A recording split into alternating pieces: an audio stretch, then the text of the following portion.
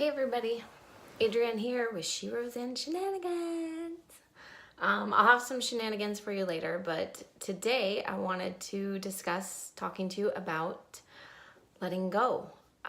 It was a full moon last night and a lunar eclipse at that, and so it's kind of like the end of a cycle whenever a full moon comes around, and so it's the best time to let go of something. If you don't have anything to let go of, I thought I might offer you something. It's a pretty big thing. It's not something I was planning on discussing quite yet in the steps of toxic shame and pain, at least the ones that I had written out and wanted to do. It was kind of going to come later, but hey, you know, why not give it a go?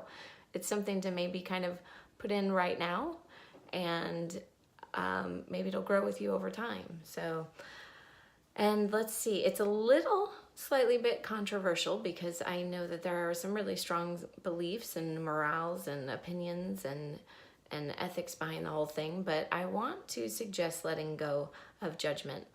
And I don't mean judgment like judging others, or I mean it's judgment as in judging others, that's not true, but or it's also judgment as in judging yourself, but just judgment in general. And that's really letting go of right and wrong, good and bad, should, shouldn't.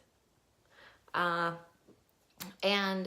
the reason why I believe it is so important to let go of that is because I do think that in this time when we're, hearing all these things on different toxic things like toxic shame, toxic pain, toxic masculinity, toxic femininity, things like that, it's something that we can so easily just snap to judgment on and go, well, that was good, he did a good thing, or that was bad, he did a bad thing, or she did a great thing, or not so good thing. And it leads to, really putting that judgment on others that can actually cause shame and pain in them. And also when we do it, I'm going through, I'm not, but if you're going through a divorce, then, I shouldn't have done those things, or I could have done those things better. And so we're constantly in this phase of really judging ourselves. And I'd like you to do your best to step out of that. Now, I went to a seminar when I was 26, and at that point I already kind of had let go of the should and the couldn'ts and everything, which again, letting go of this really breeds compassion and empathy for others. So it's an important thing to let go of, mainly for you, because your life is about you. Your lessons that you learn are about you. Your friendships and relationships, they all have something for you to learn within them, and that affects you. It doesn't necessarily affect everybody else. So your life is about you. And when we get stuck in these judgments of I shouldn't have yelled at my kids, or I should have done this better, or I caused this because I didn't do this. I mean, those things are all there. Do they have an effect? Yes. Do they have a cause? Yes. Are they excusable? Sometimes. Is there a reason? But then when you add the judgment of the it was the right thing to do or it was the wrong thing to do, then we start holding ourselves at these various levels of comparison. And I'd really like to have you consider letting go of those. And like I said, when I went to the seminar, one of the things that was brought up, which I really liked, was because I had already let go of so much of the judgment stuff, I hadn't found anything to really replace it with. And they gave me something to replace it with, and I thought it was very interesting. And it was simply, does it work or not? And this has been life-changing for me over the last 15 years, because it really stops me from judging myself and getting down on myself. Now, that doesn't mean I haven't. That doesn't mean I won't. And that doesn't mean that it was easy. It just means I had something else to turn or look to when I found myself in those times of self-judgment and non-forgiveness. Because, oh man, forgiving yourself is so incredibly difficult. It's so incredibly difficult. And when you're in that mode of judgment of I did the right thing or I did the wrong thing, it's hard to grasp forgiveness at that time, because you're so stuck in, I was wrong, I was wrong, I was wrong, or I did a bad thing. And so again, in everything, there's always a lesson to be learned. And that does help us come to that forgiveness. But something that can get us there faster is, did it work or didn't work?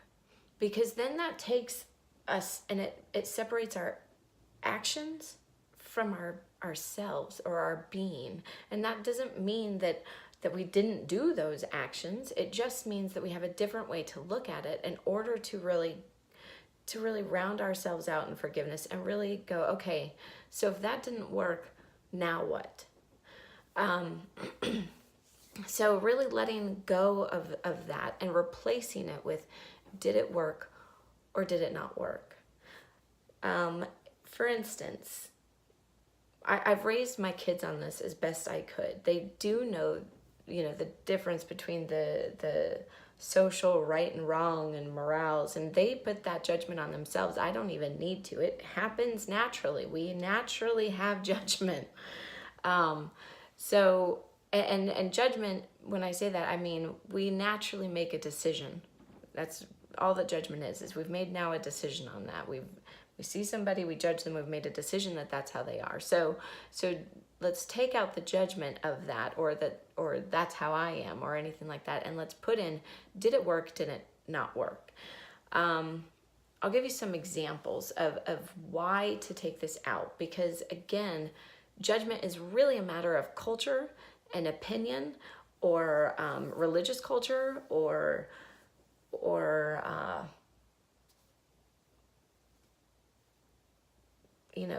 even within families. It's all set on opinion.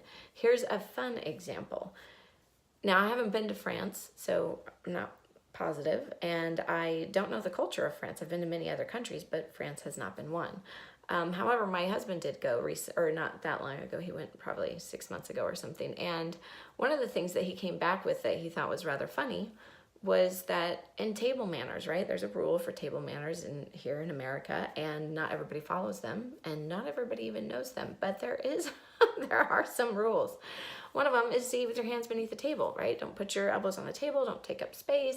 Really look toward helping others be comfortable in your presence as well. So, and one of the things is, keeping your hands in your lap, basically.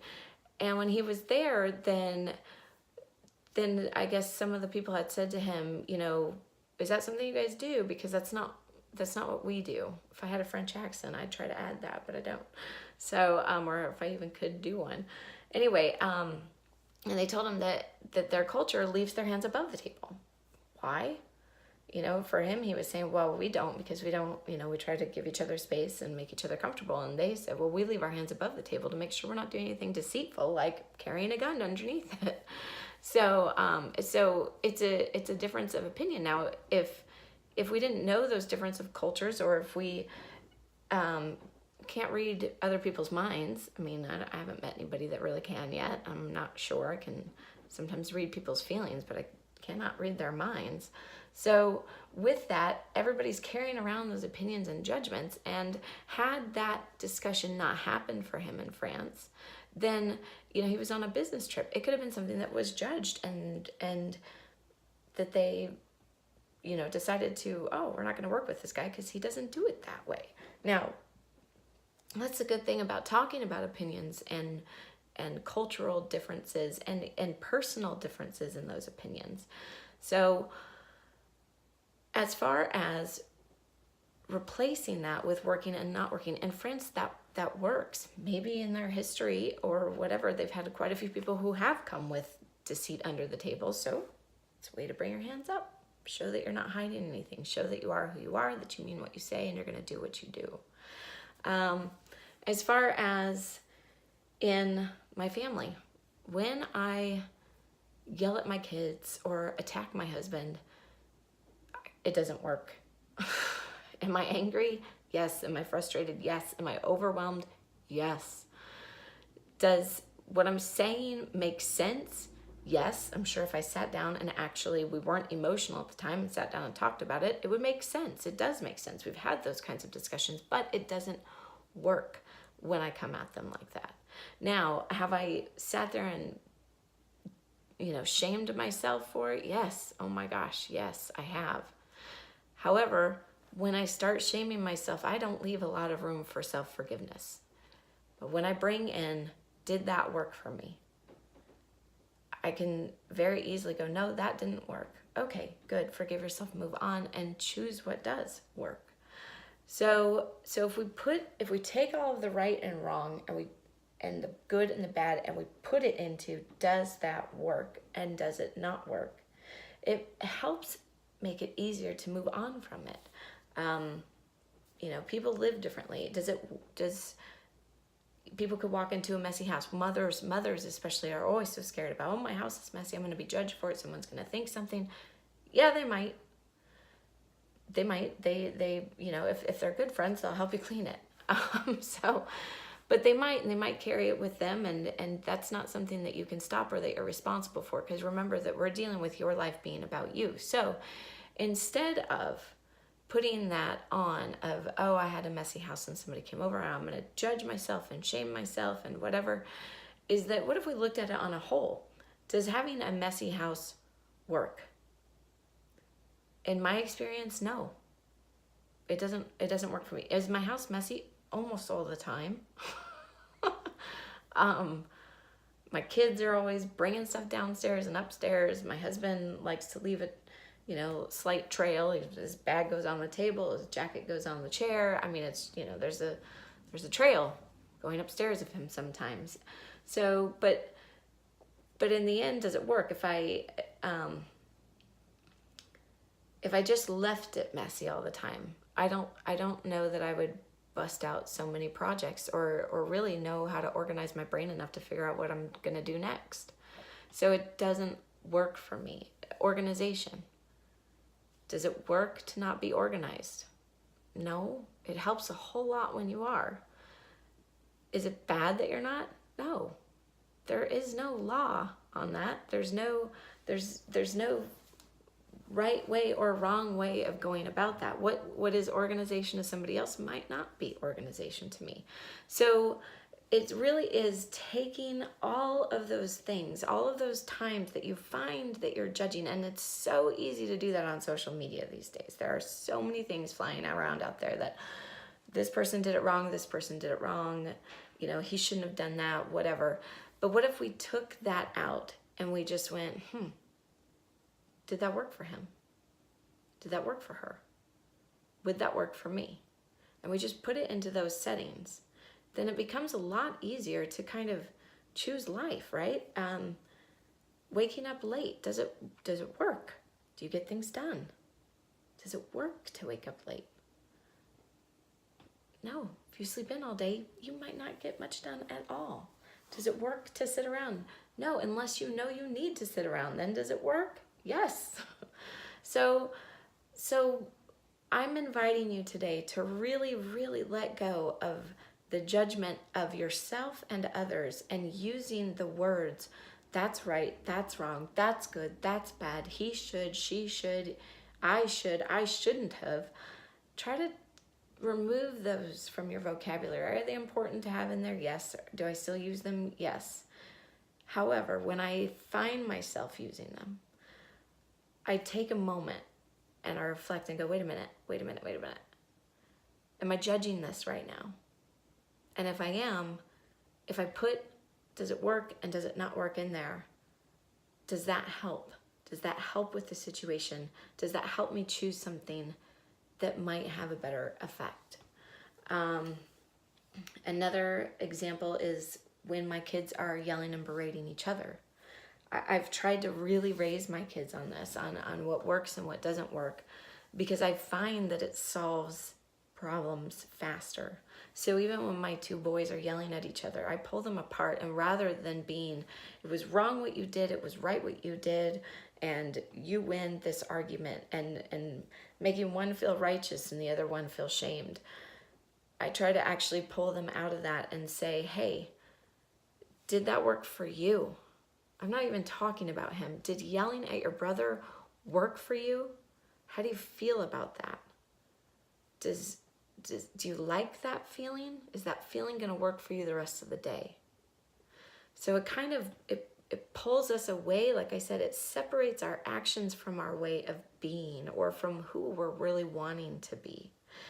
Again, we still had the action, but we don't have to shame ourselves constantly for it. We can kind of let go of that shame and choose something new. Grab onto the forgiveness faster and then choose something new from it by simply adding, did it work? Did it not work? So there is my